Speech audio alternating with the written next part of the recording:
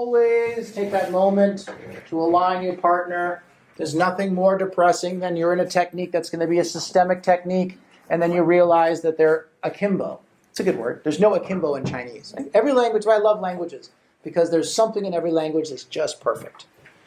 So, if we look at the third set of techniques that we're going to be practicing, it's the An pressing, the Chan vibrating, and the Pai patting.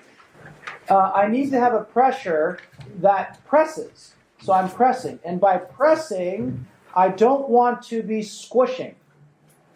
So squish, flatten, squash, quash. Tell you, I'm like, are all different. If you want to get heavy, that's called the pressing in technique. We have that technique.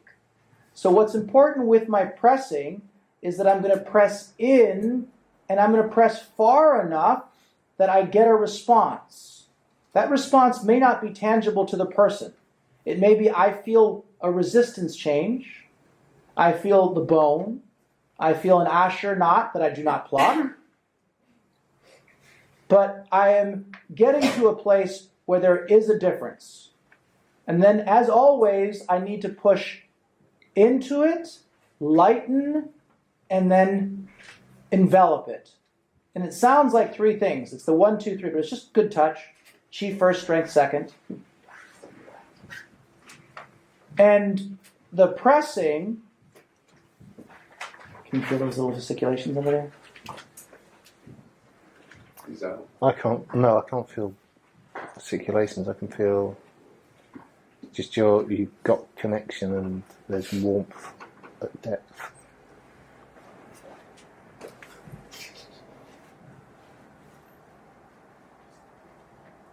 His muscles are just firing up on the skin there. Just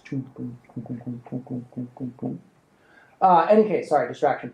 So, with that pressure, that pressing, we're going to be able to then gather or spread, but we're going to be able to affect chi greatly.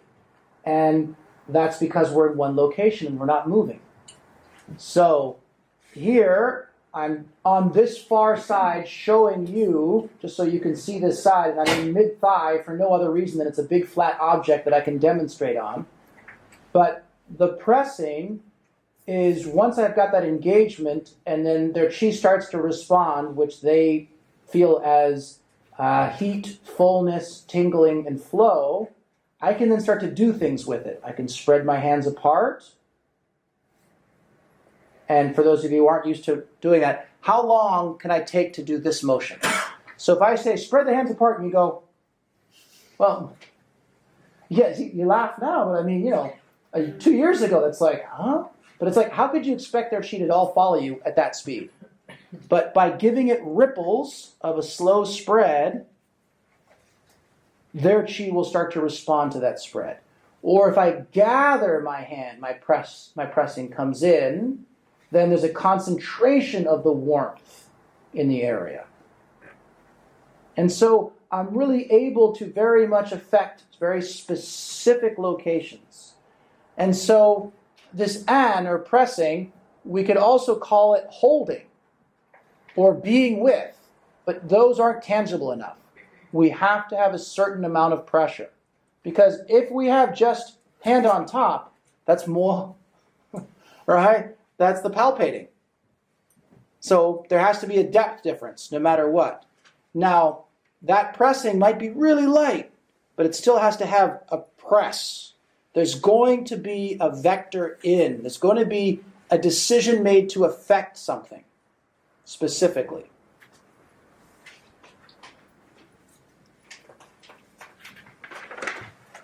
It feels really good right there, right now. Good warmth.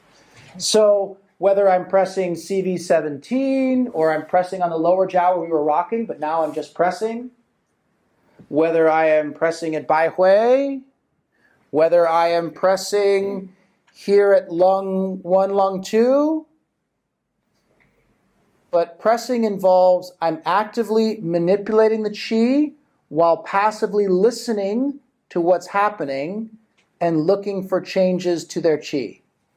It's a very active passive thing, which is why it's one of the chi first, strength seconds.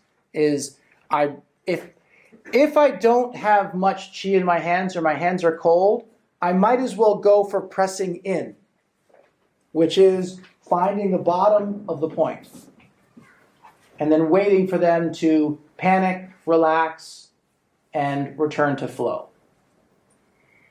This pressing should feel great to your patients. There's nothing about the pressing technique that should feel overly strong or uncomfortable.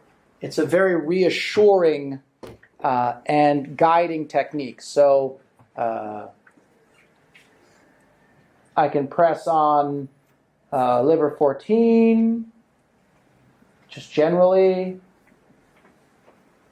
I could press on Yongquan, kidney 1. Common places to press, we can turn you over.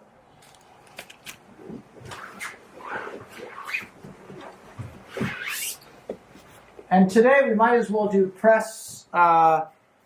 We'll work in pressing in as well a little bit, just so you can understand those depths.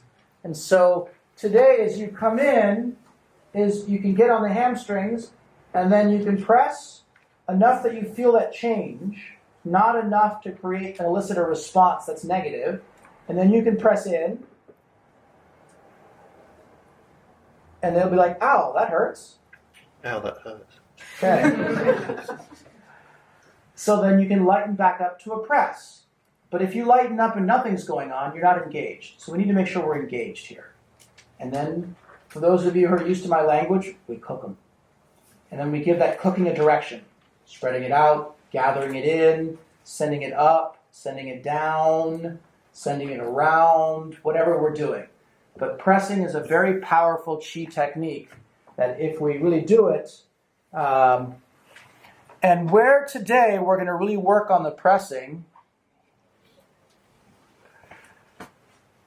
is we're going to get to the upper jiao back, and we're going to put our fingers just inside the scaps, roll over, and that's going to put our warm hands on the lung shu point, the zhuyan shu point, the heart shu point, down the line here, and we're going to find that pressure.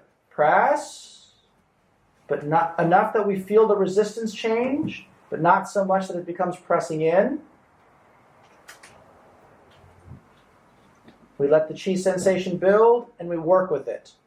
If for any reason you've got cold hands, please make sure you create some barriers between you and them, and you just play with depth and feeling their muscles, their connective tissue, the spring in their rib cage. All of those things change with the depth of your pressure to see how you might be able to affect them.